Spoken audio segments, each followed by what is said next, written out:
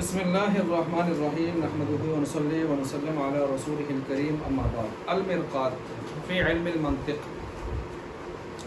اچھا جی، المرقات فی علم المنطق میں نے کہا نا، المرقات مشکات کی شرح ہے مولا علی قاری رحمۃ اللہ علیہ کی. اچھا جی، تو اس میں آج دوسرا سبق ہم پڑھنے جا رہے ہیں.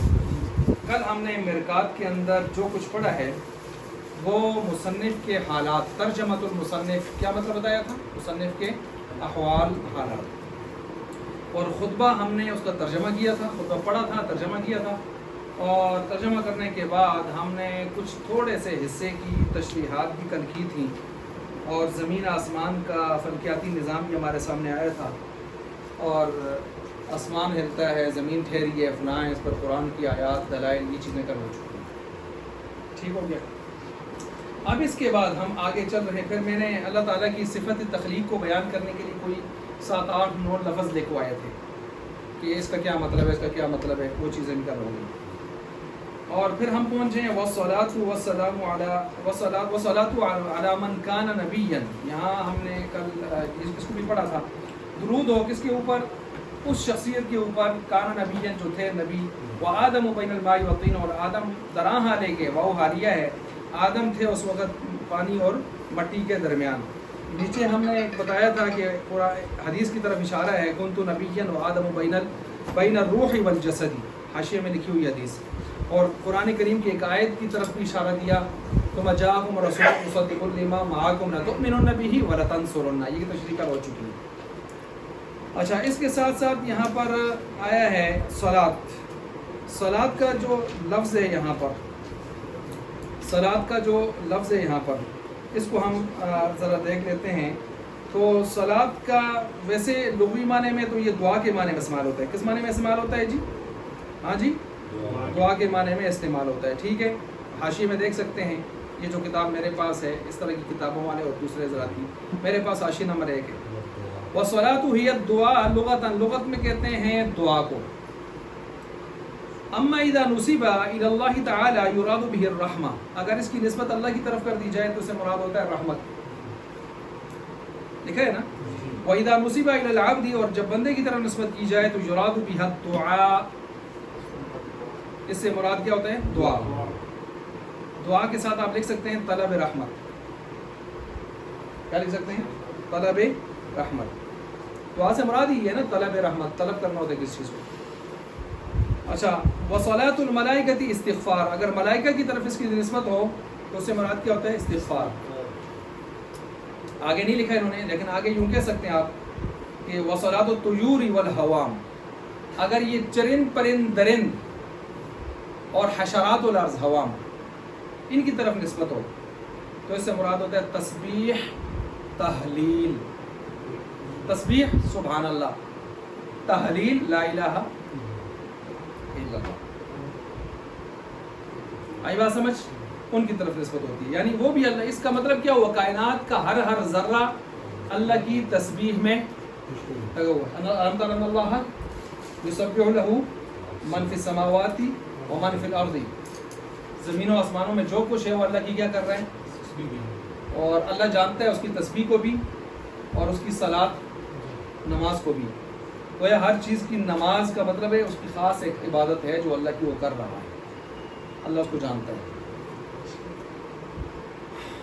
وَإِن مِّن شَيْءٍ إِلَّا يُسَبِّحُ بِحَمْدِهِ وَلَٰكِن لَّا تَفْقَهُونَ. کائنات کا ہر ذرہ، ایٹم، ہر چیز اللہ کی تسبیح میں لگی ہے، اگرچہ تم اس کو سمجھو لیکن تم اس کو سمجھ پاتے نہیں. اچھا جی، اب یہاں پر علی من کان نبیا، اس کے دیکھیں اگرچہ تم ولیکن لا تفقہون، دوسری جگہ اللہ فرماتے ہیں بل احیاء عند ربہم یرزقون، پر شہداء کو ایک خاص حیات حاصل ہے، ولیکن لا تشعرون، لیکن تم اس کا شعور.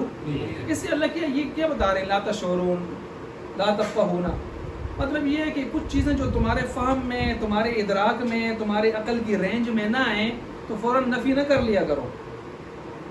تمہاری عقل اور تمہاری رینج ہے کتنی عقل کی کہ تم نفی کر لیتے ہو؟ اللہ کے خزانوں میں یا اللہ کی قدرت میں وہ چیز موجود ہے کہ کچھ چیزیں ایمانیات پر بھی ہوتی ہیں، آپ مان لیا. جیسے ان لوگوں پر رد ہے جو ملحد قسم کے لوگ آج دہری، جو ہر چیز کو عقل پر پرکھ کے نصوص کی نفی کر رہے ہوتے ہیں، ان پر رد ہے. اللہ بتا رہے ہیں کہ تمہاری عقل ہے کتنی کسی کو تم سمجھ پاؤ گے. اچھا جی، وعلی آلہ، اور اس کی آل پر بھی کیا ہو درود و سلام. آل کے بارے میں حاشیہ نمبر 4 میں لکھا ہے اصلہ اہل. آل اصل میں کیا تھا؟ اہل. آئی بات سمجھ؟ بدلیل، دلیل کیا ہے؟ اس کی تصغیر آتی ہے اوہیل، اور تصغیر جو ہے وہ کسی لفظ کو اپنے اصل کی طرف لوٹا کے جاتی ہے. تو پتہ چلا کہ آل اصل میں اہل تھا، دلیل ہے اوہیل. تصغیر آپ بنانے کا طریقہ آپ کو آتا ہے. فإن التصغیر يرد الاشیاء الى اصولها، کیونکہ تصغیر کسی بھی چیز کو یا چیزوں کو اس کے اصل کی طرف کیا کر دیتی ہے؟ جمع تکسیر ہو یا تصغیر ہو، لوٹا دیتی ہے. والفرق بین الآل والاہل، آل اور اہل میں فرق بتا دیجئے. کہتے ہیں سن لو، ان الآل لا يستعمل الا في الاشراف. آل کا لفظ بظاہر رتبے والے لوگوں میں لیے استعمال ہوگا. اب رتبہ دنیاوی بھی ہو سکتا ہے، اخروی بھی ہو سکتا ہے. آل فرعون، فرعون آخرت میں باعزت ہے یا دنیا میں؟ دنیا میں. آل رسول دنیا میں تو ہے ہی ہے. تو آل کا لفظ عموماً بلند مرتبہ، چاہے دنیاوی ہو یا دونوں ہو. یہ فرق آ گیا. اور اہل اس سے ذرا ہٹ کے. الاصحاب، اصحاب کس کی جمع ہے؟ جمع صحب. صحیب آگے لکھا ہے بکسر الحاء او بسکونها. صحب صحیب. جیسے نمر کی جمع انمار، چیتا. ٹھیک ہو گیا اس ترتیب سے. اور اسی طرح جو ہے صحب قول کی جمع اقوال. ٹھیک ہے. اچھا، لا جمع صاحب، کہتے ہیں صاحب کی جمع نہیں ہے. ٹھیک ہے، یہ دو کی ہے. اس کی 3-4 جمع آتی ہیں، 2 انہوں نے لکھ دی ہیں یہاں پر. یہ چند چیزیں آپ نے نوٹ فرما لی. ہاں جی. اب یہ جو صلاۃ کا لفظ ہے اس میں تھوڑی سی ایک چیز ہے، وہ آپ ذرا سن لیں. صلاۃ کا جو لفظ ہے آپ نے کیا پڑھا؟ یہ اصل میں کس معنی کے لیے وضع ہے؟ دعا کے لیے. پھر ہم نے باقی معنوں کے لیے نسبت دے کر کیا کیا؟ استعمال کیا. اس کو کہتے ہیں ایک تو یہ چیز ہو گئی نا. اچھا، ایک اس میں ہم دیکھیں اشتراکی کس میں آ جاتی ہے؟ مشترک، اشتراکی لفظی، ایک اشتراکی معنوی. ایک اشتراکی لفظی، ایک اشتراکی معنوی. یہ ایک اشتراک آ گیا یہاں پر، جو آپ کے سامنے یہاں پر موجود ہے کہ ایک چیز اصل میں موجود ہے الگ معنی کے لیے اور استعمال ہو رہی ہے دوسرے معنی کے لیے. یہ بھی مشترک ہے. آئی بات سمجھ؟ یہ گویا منقول ہو کر آ رہی ہے. کیا ہو رہی ہے؟ منقول. مثلا فعل لغوی اعتبار سے یا صوم لغوی اعتبار سے روکنے کو کہتے ہیں، لیکن آج کل جب ہم صوم کا لفظ بولتے ہیں تو اس سے مراد کیا ہوتا ہے؟ روزہ. اس کو کہتے ہیں منقول. کیا کہتے ہیں؟ منقول. اس کو منقول کہتے ہیں. منقول کیا مطلب ہے؟ نقل ہو کر آنے والا. جیسے اس کی مثال میں نے کیا دی؟ صوم، روکنا. لیکن آج کل کیا ہے آگے؟ روزہ. روزے میں بھی آپ رک کر رہتے ہیں 3 کاموں سے، خاص طور پر صبح صادق سے لے کر غروب آفتاب تک، کھانا پینا، جماع. ٹھیک ہو گیا؟ ان سے رک کر رہتے ہیں. منقول. اس کا کیا مطلب ہے؟ اصل میں صوم کا لفظ کس کے لیے آیا تھا اور آگے استعمال کس میں ہونے لگا؟ منقول کا مطلب نقل ہو کر آیا. صحیح ہے. ایک ہوتا ہے مشترک. پھر مشترک کی آگے 2 قسمیں. ایک ہوتا ہے مشترک لفظی. مشترک لفظی کا مطلب یہ ہے شروع سے ہی تمام معانی کے لیے جدا جدا بنایا گیا. شروع سے ہی تمام معانی کے لیے بنایا گیا. پہلے میں اس میں کیا فرق ہوگا؟ پہلے میں صرف کس کے لیے بنایا گیا تھا؟ روکنے کے لیے. ایک معنی کے لیے، پھر آگے اس کو استعمال کیا گیا نقل کر کے. اس میں کیا ہو رہا ہے؟ آئی بات سمجھ؟ جس طرح لفظ عین ہے نا، عین کے 9 معنی آتے ہیں. لفظ عین، عین آنکھ ہے، چشمہ ہے، گھٹنا ہے، سونا ہے. تو اب ہر ایک کے لیے اس کو جدا جدا بنایا گیا ہے. یہ نہیں ہے کہ ایک کے لیے بنایا گیا اور باقی سب کے لیے عین. اس کی مثال کیا ہے؟ جیسے عین کتنے معنی آتے ہیں؟ 9. ٹھیک ہے. ہر ایک کے لیے جدا جدا بنایا گیا ہے. تو اگر آپ صلاۃ کو اس مطلب میں لیں تو کیا مطلب ہوگا؟ فیڈ کریں. نہیں، جتنے معنوں میں استعمال ہو رہا ہے ہر ایک کے لیے واضح نے شروع سے وضع کیا ہے. چنانچہ واضح نے اس کو صلاۃ کا لفظ دعا کے لیے بھی لیا ہے. پھر آگے جتنے معنوں میں استعمال ہو رہا ہے جو میں نے بیان کیے سب کے لیے نماز کے لیے استعمال ہو گیا. تو گویا شروع سے ہی سب کے لیے الگ الگ بنایا گیا ہے مشترک لفظی. ٹھیک ہو گیا. اس کے ساتھ ساتھ ایک دوسرا ہے مشترک مانوی. مشترک مانوی. مشترک مانوی کیا چیز ہوتا ہے؟ مشترک مانوی کو آپ یوں سمجھیں کہ آپ ایک ایسا کشادہ لفظ لے لیں کہ اس کے مفہوم میں سارے معنی آ کے خود بخود داخل ہو جاتے ہیں. آپ ایک ایسا کشادہ لفظ لے لیں کہ اس کے مفہوم میں سارے معنی آ کے داخل ہو جاتے ہیں. یہ دیکھیں آپ ایسا کشادہ مفہوم لے لیں, ایسا کشادہ مفہوم لے لیں کہ جس میں سارے معنی آ کے داخل ہو جاتے ہیں. اس کی ہم ویسے ایک معاشرتی اعتبار سے سمجھانے کے لیے بتاتا ہوں. مثلا ایک آدمی کہتا ہے میں اس کے گھر بالکل نہیں جاؤں گا. اب ہم کہتے ہیں جاؤ آؤ تو میں راضی کرواتے ہیں. وہ کہتے ہیں میں اس کا منہ نہیں دیکھنا چاہتا. اس کے پاس جاتے ہیں, اسے کہتے ہیں تو ذرا سیر کو آدھا سیر بڑھ گیا تو فرش ہو گیا کل مٹا کے کہتا ہے نا نا میں اس کو چنا ہے نا. دونوں راضی ہونا چاہتے ہیں. کون کے اس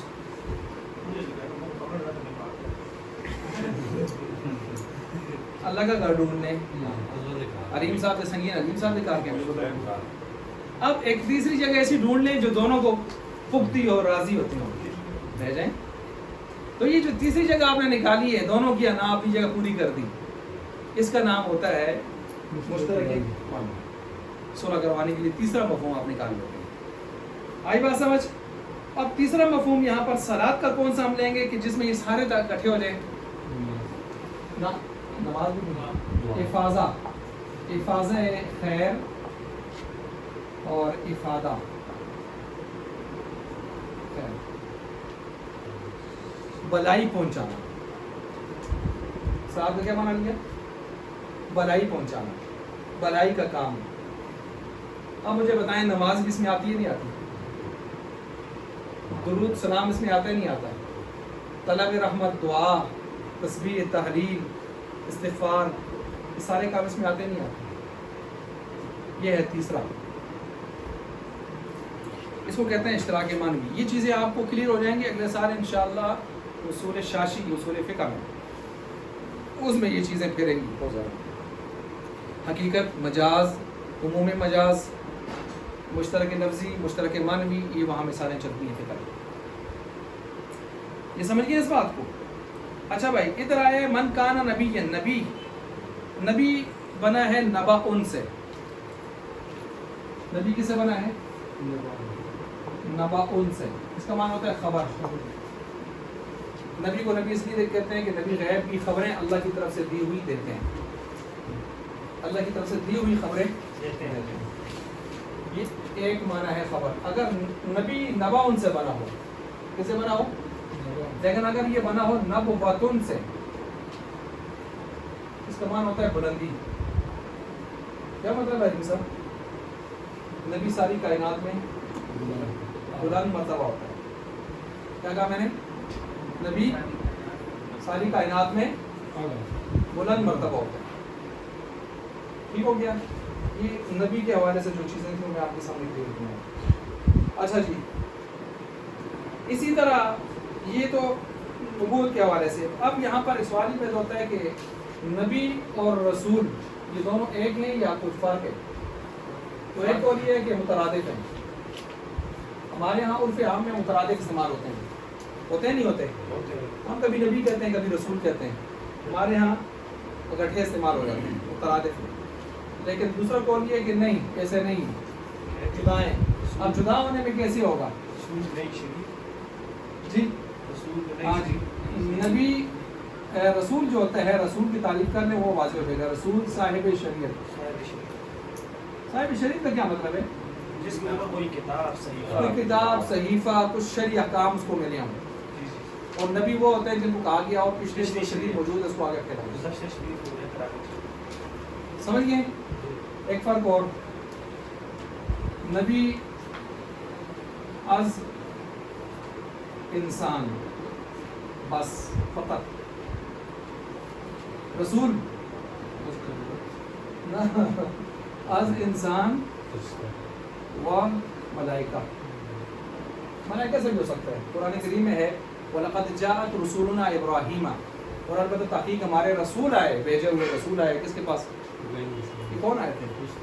یہ 4 بڑے فرشتے ہیں نا, 3 بڑے فرشتے وہ آئے تھے, جبریل امین بھی تھے. ان کو کیا کہا گیا ہے؟ رسول. لفظ رسول انسانوں کے لیے استعمال ہو سکتے اور فرشتوں کے لیے, جیسے وَلَقَدْ جَاءَتْ رُسُولُنَا إِبْرَاهِيمَ, فرشتے آئے تھے وہ لوط علیہ السلام کی بستی کو تباہ کرنے کے لیے. پہلے ابراہیم علیہ السلام کے پاس آئے تھے ان کو بچے کی خوشخبری دینے کے لیے, اسحاق علیہ السلام کی. سارہ نے کہا تھا انا عجوز عقیم, میں تو بوڑھی ہوں, وعدہ بالی شیخہ, گھر والا بالکل بوڑھا شیخ ہے, بوڑھے ہیں, تو ہماری اولاد کیسے ہو سکتی ہے؟ تو فضحکت, پھر شرم کے مارے ہنس بھی گئیں اور ایسے منہ پر ہاتھ بھی رکھا کہ یہ کیسے ہو سکتا ہے. ٹھیک ہے, تو یہ رسول یہ آئے تھے. اچھا, اسی طرح قرآن میں دوسری جگہ ہے اللہ یصطفی من الملائکۃ رسلا ومن الناس, کیا معنی؟ اللہ چنتا ہے رسول ملائکہ سے اور انسان سے. تو رسول دونوں سے ہو سکتے ہیں. جو رسول ہے وہ فرشتے بھی ہو سکتے ہیں, جو انسان رسول ہے وہ فرشتے بھی ہو سکتے ہیں. یہ رسول کا لفظ فرشتوں کے لیے اور انسانوں کے لیے لفظ استعمال, لفظ بطور لفظ استعمال ہوا ہے. یہ بھی یاد رکھیں, یہ ہم بیان تو کر رہے ہیں لیکن میرے اپنے خیال کے مطابق یہ ہے, یہ رسول وہ جو ہم انسانوں میں بھیجے ہوئے رسول تھے, ان رسولوں میں ان رسولوں میں بڑا فرق ہے. وہ رسول ان سے زیادہ بلند مرتبہ ہیں. ظاہر بات ہے نبی جتنے بھی آئے ہیں وہ سارے کے سارے تمام مخلوقات سے افضل تھے, فرشتوں سے بھی افضل تھے, جبریل امین سے بھی سب. اس لیے جبریل ان کے پاس آتے تھے, وہ جبریل کے پاس تو نہیں جاتے تھے. آدم کو سجدہ فرشتوں نے جبریل سمیت کیا ہے. تو ساجد زیادہ قیمتی ہوتا ہے, مسجود زیادہ قیمتی ہوتا ہے؟ مسجود. آئی بات سمجھ؟ تو یہ تو ہے, لیکن عام ہم جیسے مسلمان ان سے بہت سارے فرشتے افضل ہیں. جبریل ہم سے افضل ہیں کہ نہیں؟ میکائیل اسرافیل افضل ہیں کہ نہیں ہیں؟ حملۃ العرش جو عرش کو اٹھانے والے فرشتے ہیں, تو بہت سارے فرشتے ایسے ہیں جو ہم سے فرشتے ہو کر افضل ہیں اپنے اضافی خصوصیات کی وجہ سے. لیکن عام جو فرشتے ہیں ان سے ایک مومن کلمہ گو مسلمان بہتر ہے. دلیل ان الذین آمنوا وعملوا الصالحات اولئک هم خیر البریہ, بے شک وہ انسان جو ایمان لا چکے, نیک اعمال کر چکے, کر رہے ہیں, اولئک هم خیر البریہ, خیر اس میں تفضیل ہے, سب سے زیادہ بہتر ہیں, البریہ ساری مخلوقات میں. یہ دلیل ہے ہمارے پاس. ٹھیک ہو گیا. اچھا واپس آئیں گے. اب رسول اس یہ فرق آ گیا. لیکن یہ رسول جو ہم کہتے ہیں نا فلاح فرشتے ہیں, تو یہ بئی معنی نہیں ہے. کیوں؟ دلیل کیا ہے؟ یہ میں نے کہیں پڑھا نہیں, میں اپنے اس سے کہہ رہا ہوں. اگر آپ بئی معنی کریں گے تو ہر رسول پہلے نبی ہوتا ہے. ہر رسول پہلے, سوال بن رہا تھا نا, ہر رسول پہلے نبی ہوتا ہے. پھر آپ کو فرشتوں کو نبی بھی کہنا پڑے گا, اور آپ اوپر کہہ رہے ہیں کہ نبی آتے ہیں انسانوں سے, پھنس جائیں گے آپ. اس لیے یہ ایک رسول اعزازی لفظ ان کو دیا گیا ہے, ورنہ اس معنی میں نہیں. ٹھیک ہو گیا. نبیوں کی تعداد 3 قولوں میں مشہور قول ہے 1,24,000 کم و بیش. رسولوں کی تعداد مشہور قول 313.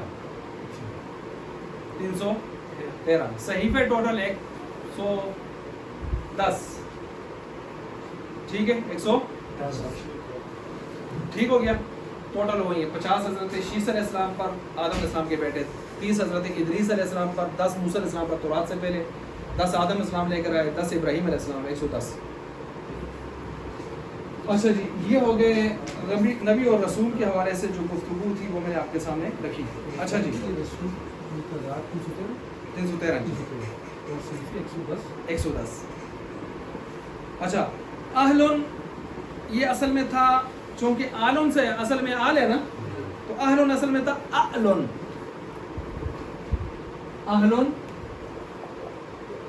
دراصل اعلن, جی اعلن تھا. ٹھیک ہو گیا. تو یہ اس سے پھر ہم نے, اچھا ٹھیک ہو گیا. تو بقاعدہ آمنا, بقاعدہ آمنا, آمنا, آمنا, بقاعدہ آمنا. اچھا, آمنا تھا, آمنا ہو گیا. اعلن تھا, آلن ہو گیا. قاعدہ نمبر محموس کے 10 قاعدوں میں سے قاعدہ نمبر 2. قاعدہ نمبر آمنا اومینا ایمانا. اچھا جی, اسی طرح میں نے کیا کہا, آل کا مضاف الیہ, ان کے فرق بتا دیا آپ کو نا کہ ان میں عظمت والا کون سا ہوتا ہے, کس کا مضاف الیہ زیادہ عظمت والا ہوتا ہے؟ آل کا, چاہے دنیاوی ہو یا اخروی. کیا مثالیں دی میں نے؟ آل فرعون, آل رسول. ٹھیک ہو گیا. اچھا, لہٰذا آپ آل کا لفظ معاشرے میں جو عام طور پر کم تر درجے لوگ ہوتے ہیں, جن کو معاشرے میں شریعت نے کم تر نہیں کہا, لوگ اس کو کم تر پیشہ کے لوگ سمجھتے ہیں, ان کے ساتھ آل کا لفظ عرب کہتے نہیں لگایا جا سکتا. مثلا آل حجام, آل حائط, کیا مانا؟ حجام, حجام کی آل, اور حائط جلا, جلا ہی کہتے ہیں نا, بننے والا, جلا جلا ان کہتے ہیں. اس کے ساتھ آپ نہیں لگائیں گے کیونکہ آل کا لفظ شرف کو چاہتے ہیں. تو یہ معاشرے میں جب شرف والے نہیں ہیں تو لہٰذا ان کے ساتھ آپ آل کا لفظ لگا سکتے ہیں معاشرے کے اعتبار سے. اچھا جی, یہ چیز بھی ہو گئی. اور اس کے ساتھ یہ بھی یاد رکھیں, آل کا مضاف الیہ جو ہے وہ عاقل ہوتا ہے, عقل مند ہوتا ہے. نوٹ کریں, آل کا مضاف الیہ کیا ہوتا ہے؟ ذو عقل ہونا چاہیے, عاقل. لہٰذا یوں کہہ سکتے ہیں آپ آل ہند, آل ہند کہہ سکتے ہیں. ہند ملک کا نام ہے, جگہ کا نام ہے, بزرگ تو نہیں ہے نا, تو آپ آل ہند کہہ سکتے ہیں؟ ہاں جی, نہیں. یہ جو کہا جاتا ہے آل پاکستان, ٹھیک ہے. تو بہرحال یہ نہیں کہہ سکتے اصول کی روح سے, کیونکہ یہ عقل والوں کے, اس کا مضاف الیہ عقل والا ہوتا ہے. جی ہاں,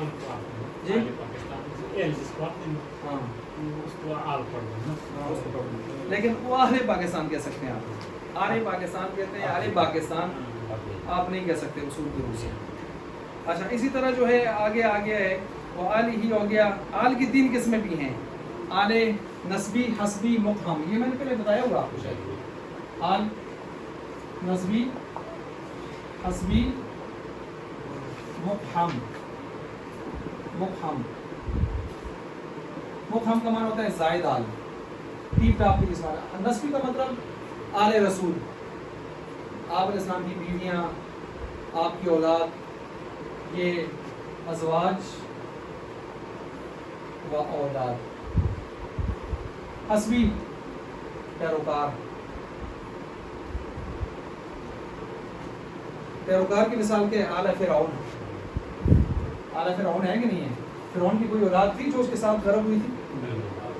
پیروکار تھے. اور ویسے بھی کل مؤمن تقی نقی فهو علی. علی آپ نے فرمایا ہر مومن نیک, پاک باز, نیک مومن, وہ میری آل ہے. سلمان منا ومن اہل البیت. حضرت سلمان کی آپ علیہ السلام سے رشتہ داری تو نہیں تھی, وہ فارس سے آئے تھے, ادھر سے آئے تھے, 250 سال 300 سال عمر تھی, اجنبی تھے. لیکن آپ نے فرمایا سلمان منا, ہم میں سے, ومن اہل البیت, اہل بیت میں سے. تو پتہ چلا اہل بیت ہوں یا آل رسول ہوں, اس معنی میں ساری کی ساری امت کا مغو مسلمان آپ علیہ السلام کے آل رسول میں بھی داخل ہے, آل بیت میں بھی داخل ہے. کس میں نا حسبی کا, جی ہاں, سب میں داخل. لیکن ایک طبقہ خاص جو دشمنان اسلام, دشمنان صحابہ ہے, وہ اس کو پکڑ کے بیٹھ جاتے ہیں, اس کو نہیں مانتا. اور جو نہ بھی ہو نا اس میں آنے والا, تو کہتے ہیں تم اپنے آپ کو بناوٹی بنا دو, بناوٹی بنا کے اس میں چلے جاتے ہیں. سمجھ گئے میری بات؟ ٹھیک ہے جی. اچھا, تو یعنی اصل جو شخصیات ہیں ان کو بھی بدنام کرنے کی کوشش کرتا ہے, جو اصل شخصیات جو صاحب مرتبہ ہے, مقام, ان کو خراب کرنے کی کوشش کرتا ہے. اچھا, اسی طرح جو ہے مفہم کا معنی زائد. یہ ویسے اپنے ناموں کے ساتھ سر سا ٹیپ ٹاپ کے لیے لوگ کوٹھیوں پر کسی چیز پر لکھتے ہیں. یہ لفظ نہ حسبی ہوتا ہے نہ نسبی, یہ صرف ٹیپ ٹاپ کے لیے سر سا کے لیے آتا ہوتا ہے. مفہم زائد. اچھا, اس کے بعد آگے جی صحابی کسے کہتے ہیں؟ صحابی کا لفظ آیا, صحابی جس نے ایمان کی حالت میں آپ علیہ السلام مجلس اختیار کیا. دیکھنا ضروری, ورنہ نابینا صحابی پھر نہیں بنیں گے. عبداللہ ابن ابی مکتوم نہیں بنیں گے. اور اسی ایمان پر اگر خدا نہ خواستہ کہیں اور ہو کے پھر آئے پھر ثابت ہو سکتے ہیں صحابی. آپ کا دور پایا ہو اور آپ کی وجہ سے اٹینڈ نہ کی ہو, بعد میں ہاں جی مسلمان ہو تابعی رہیں گے, صحابی نہیں بنیں گے.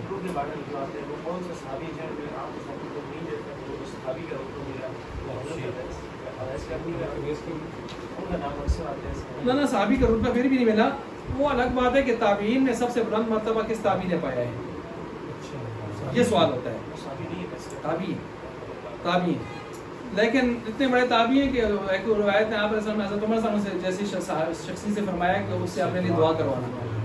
اس سے پتہ چلا بڑا چھوٹے سے بھی دعا کروا سکتے ہیں. یہ نہیں کہ تسی بڑے تسی کر سو نہ یار کر سکتا کوئی گل نہیں. آپ علیہ السلام نے حضرت عمر کو عمرے کی اجازت دی, کیا فرمایا؟ اپنے بھائی کو اپنی دعاؤں میں نہ بھولنا, یعنی بڑے ایسے دعائیاں کری. اور ساتھ ہی بھی کہا اپنے بھائی کو. تو جو لوگ کہتے ہیں نبی کو بھائی کہنا سرے سے کفر ہے, پڑھ تو یہ حدیث تو پڑھو, پھر قرآن کی باقی آیات تو پڑھو, احادیث کو پڑھو. ایک دم کفر کا فتویٰ نہ لگائے, ذرا دیکھ لیے کرے. مطلب بھائی کو عزت اکرام کے لیے بھی استعمال ہو سکتا ہے. اچھا رحمۃ اللہ علیہ. اب تابعی دیکھیں سب سے عظیم تابعی کون سے ہیں. ایک قول یہ ہے سعید بن مسیب. سعید بن مسیب یہ چلیں اب ویسے بات آ گئی. سعید بن مسیب یہ زیادہ بہتر قول ہے. بعض کہتے ہیں یہ رئیس التابعین, افضل التابعین. بعض کہتے ہیں ابو حنیفہ, بعض کہتے ہیں حسن بصری, بعض کہتے ہیں اویس کرنی.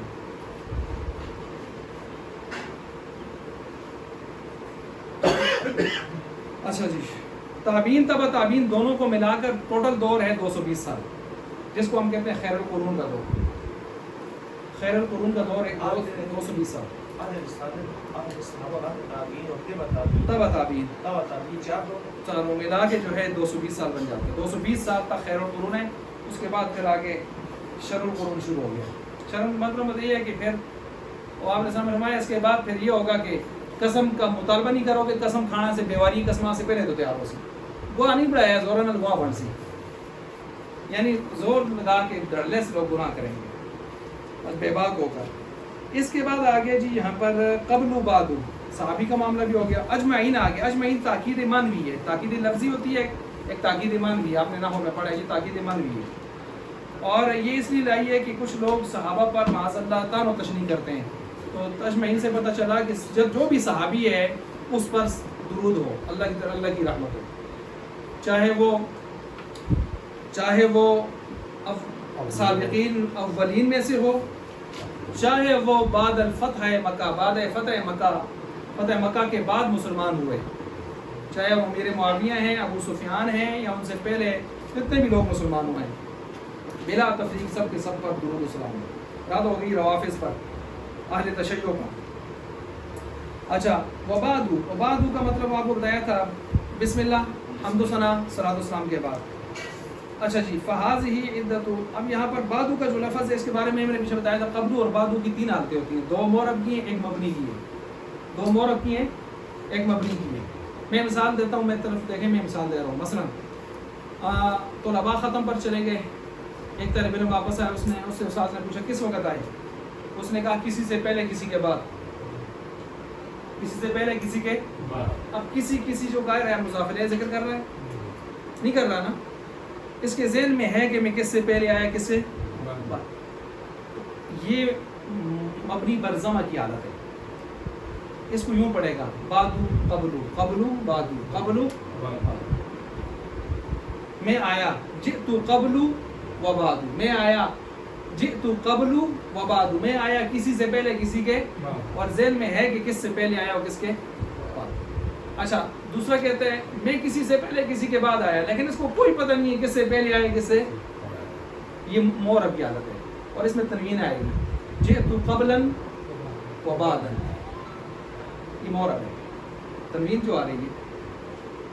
تیسری صورت یہ ہے کہ مضاف الیہ ذکر کر دو بھائی, نہ اندر رکھو نہ نسیہ منسیہ ہو، ذکر کرو. تو اس نے کہا جئتو قبلہ، اب قبلہ کے اوپر زبر آئے گی، ایک زبر سنگل، جئتو قبلہ عمر و بعد بکر. یہ بھی مورب ہے. کتنی ہو گئی؟ 3.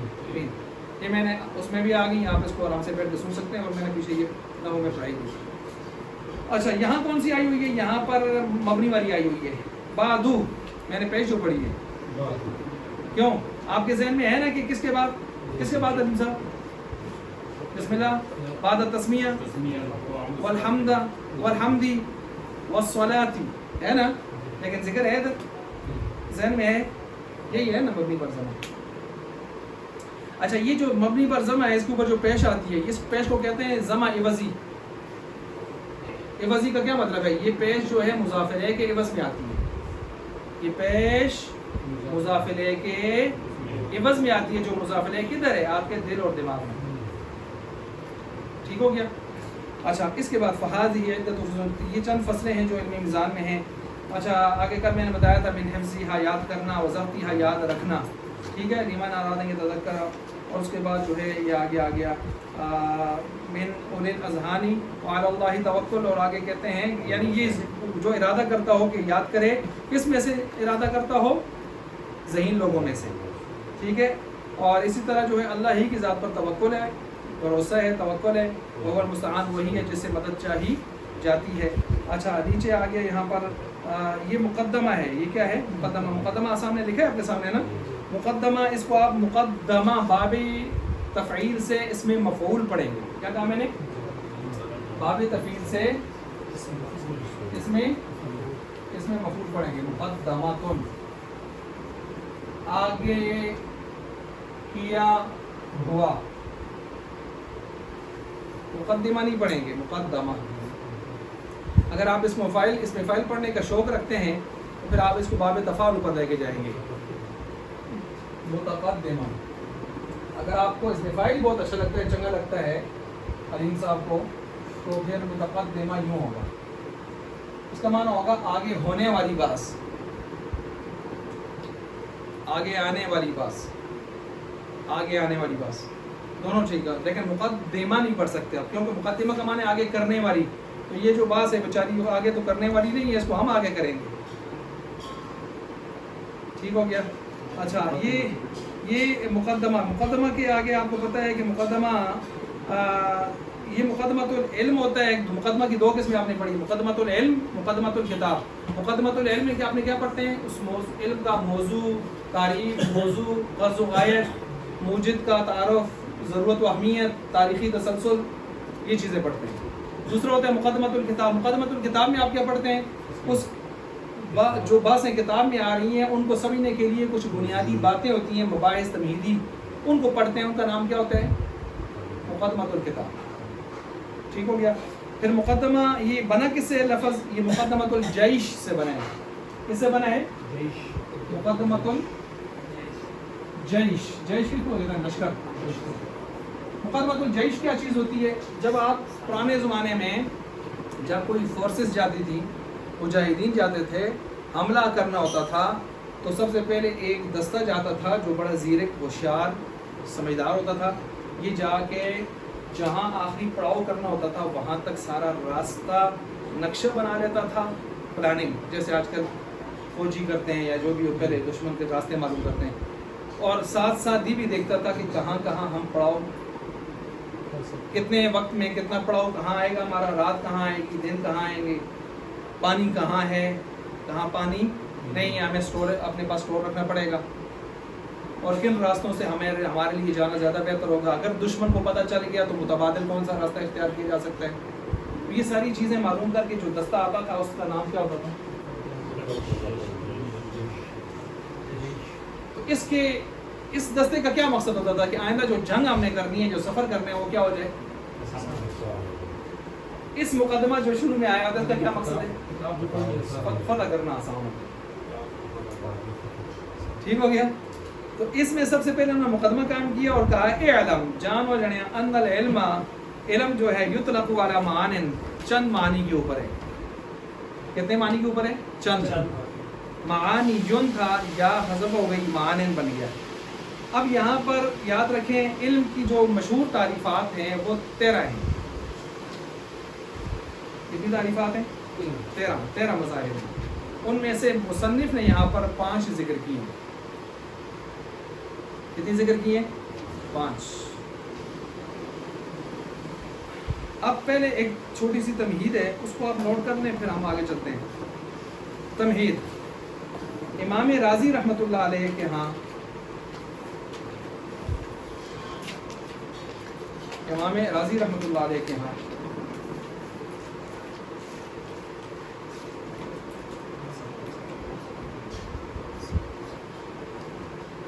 امام رازی رحمۃ اللہ علیہ کے ہاں علم بدیہی ہے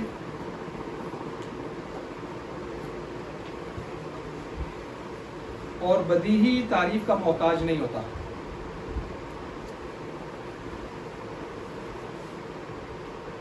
بدیہی تعریف کا محتاج نہیں ہوتا. اس کا کیا مطلب ہوگا؟ تعریف کی ضرورت ہی نہیں. چپ کر کے آگے منطق شروع کرو یار. علیم صاحب کہتے ہیں تعریف کی ضرورت نہیں. دنیا دے بچے پتہ علم کی شون یہ تسی اصل کو علم کی تعریفیں سکھا سنو آتی امام نصیحت. اچھا یہ تو ہو گیا پہلا قول جو میں نے آپ کے سامنے رکھا. امام غزالی اور متکلمین کے ہاں نمبر 2 امام غزالی اور متکلمین کے ہاں علم نظری ہے. نظری کا کیا مطلب ہوگا؟ جی وہ ہے عبارت وکل نظری لا بد له من التعریف. ہر نظری کے لیے تعریف کیا ہوتی ہے؟ ضروری ہوتی ہے. ہر نظری کے لیے تعریف کیا ہوتی ہے؟ ضروری ہوتی ہے. اچھا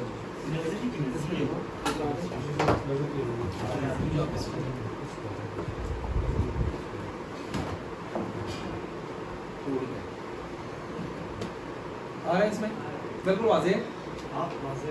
اچھا ٹھیک ہے. تو نظری کے لیے کیا ہوتا ہے جی؟ تعریف ضروری ہوتی ہے. ایک تو یہ بات ہو گئی. اچھا اب جن کے ہاں تعریف ضروری ہے کون ہے وہ؟ متکلمین اور امام غزالی. ان کے ہاں یہاں پر پھر اختلاف چلے گا. چنانچہ بعض کہتے ہیں علم ممتنع الحصول ہے. علم کیا ہے؟ ممتنع الحصول. یہ جو نا جو کہتے ہیں نظری ہے یعنی تعریف کرنی چاہیے اب ان میں اختلاف ہو گیا. ایک طبقہ کہتا ہے ممتنع الحصول. ممتنع الحصول کا کیا مطلب ہے؟ تعریف کرنی تو چاہیے لیکن تعریف ہے بڑی مشکل ہے. یعنی تعریف محال ہے. لکھ دیں تعریف کیا ہے؟ محال ہے. تعریف کیا ہے؟ محال. لیکن یہ صحیح نہیں ہے. اگرچہ قول ہے لیکن صحیح نہیں. دوسرا قول ہے نہیں ممکن الحصول ہے. ممکن الحصول کا کیا مطلب ہے؟ تعریف ممکن ہے. 2 قول ہو گئے. ٹھیک ہے. اچھا اب تیسرا سٹیپ آیا جی. اب جو کہتے ہیں ممکن الحصول ہے ان میں اختلاف ہو گیا. اب جو کہتے ہیں ممکن ہے ان میں اختلاف ہے. مثلا ان میں متکلمین کہتے ہیں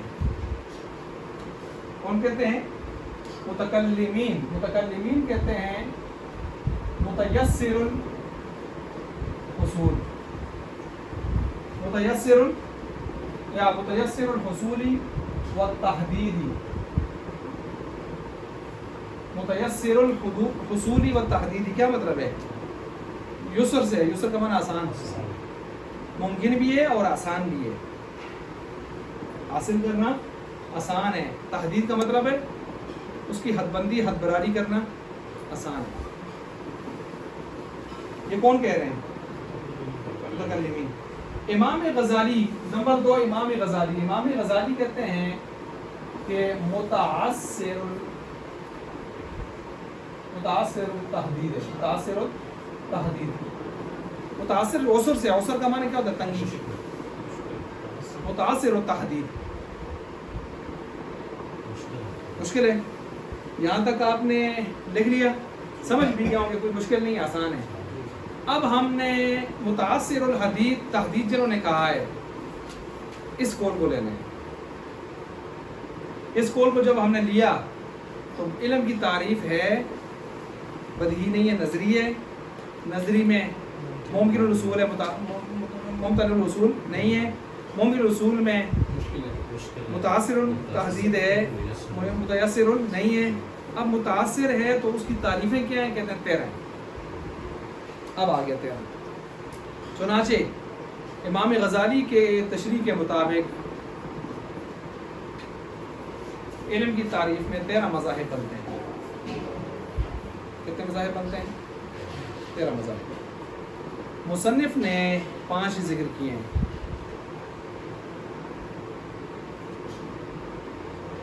शारिह ने 6ठा भी जिक्र किया है। शारिह ने 6ठा भी जिक्र किया है।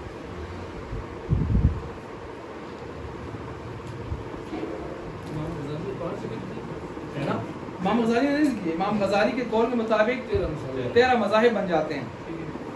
किताब वाले ने, इस किताब वाले मिरकात वाले ने, फजल इमाम साहब ने कितने किए हैं? 5। और शारे ने कितने कर दिए हैं? 6। यानी 6ठा भी साथ मिलाया है, हालत इदराकिया। अब वो 5 कौन से हैं? वो 5 यहाँ पर जिक्र किए जा रहे हैं। मसलन